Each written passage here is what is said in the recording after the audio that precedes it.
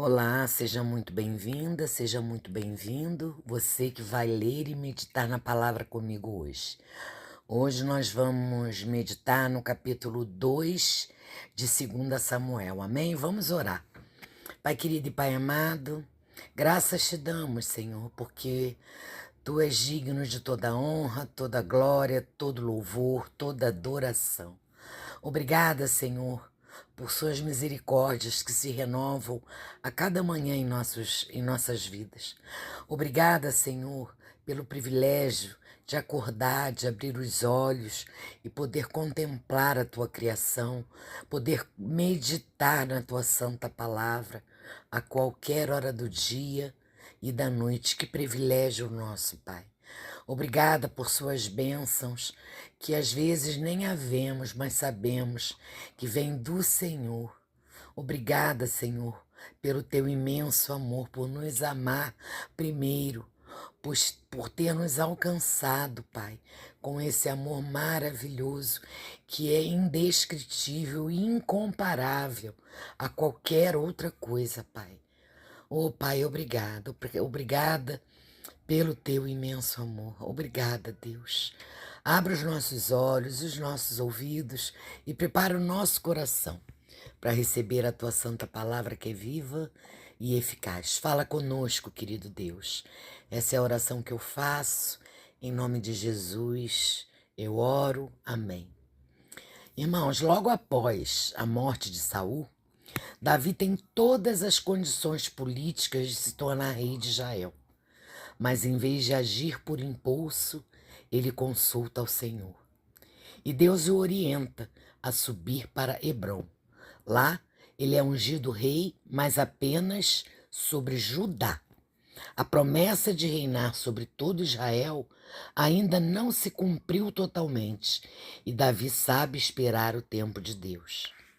Enquanto isso, Abner, comandante do exército de Saul, tenta manter o controle político, levando Isbosete, filho de Saul, como rei sobre as outras tribos. Começa uma divisão e uma tensão entre Judá e Israel. O capítulo descreve um conflito armado entre os soldados de Davi e os de Isbosete, liderados por Joabe e Abner, respectivamente. Há mortes, há perseguições e uma crescente rivalidade. Mesmo diante desse cenário instável, Davi se mantém nobre.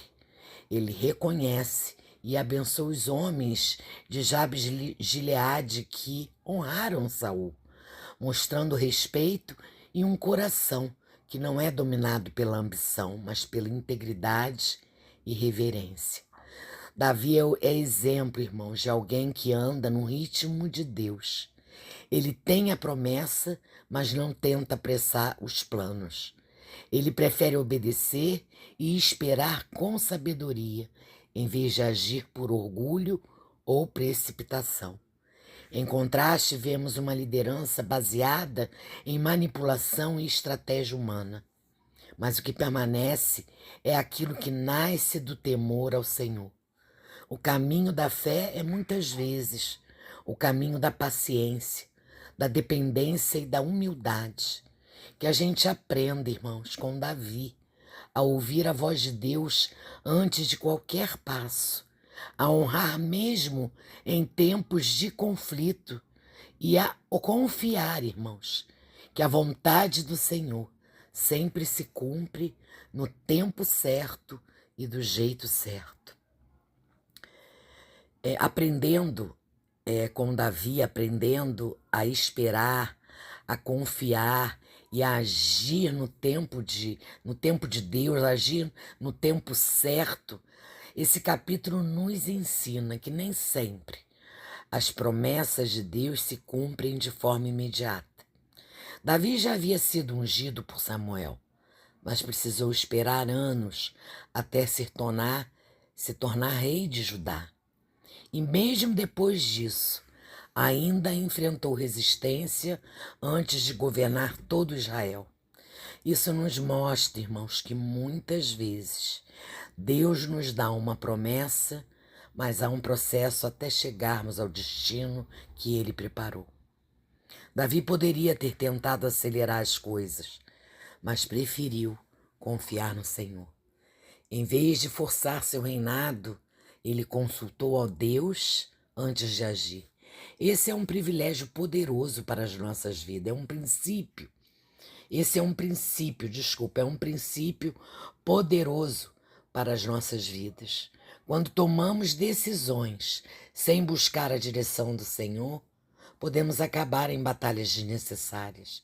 Mas quando esperamos no Senhor, seguimos pelo caminho certo. O capítulo nos mostra que nem toda oportunidade vem de Deus.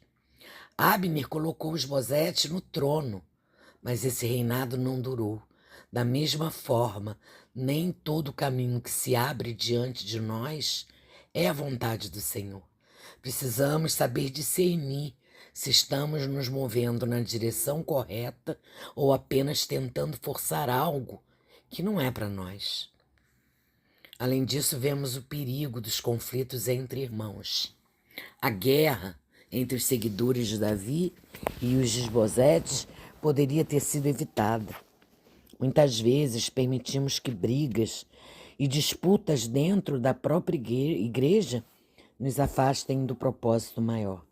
Precisamos lembrar, irmãos, que a verdadeira batalha não é contra pessoas, mas contra as forças espirituais do mal.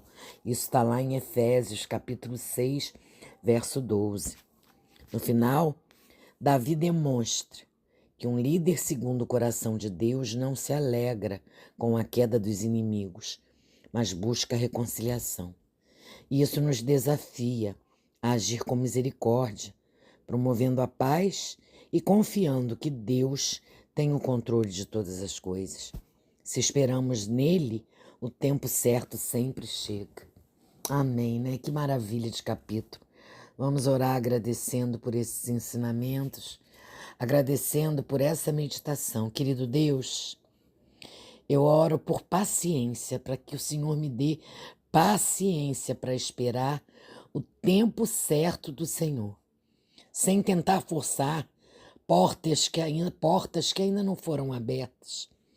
Eu oro também te pedindo sabedoria para discernir entre as oportunidades que vêm de ti e aquelas que podem ser apenas distrações no meu caminho.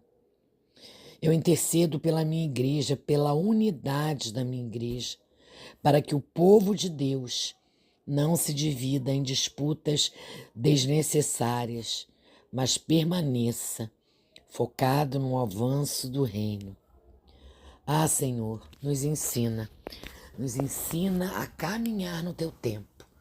Nos dá o coração de Davi, humilde, obediente e paciente. Que a gente não se apresse nas promessas, nem tente forçar portas que só o Senhor pode abrir. Nos dá sabedoria, Pai, para lidar com os conflitos, honra mesmo diante dos nossos inimigos e firmeza, Pai amado, para não perder o foco. Nos ajuda a confiar em Ti, mais do que em qualquer resultado imediato. Essa é a oração que fazemos em nome de Jesus. Amém. Amém, irmãos. Deus abençoe vocês.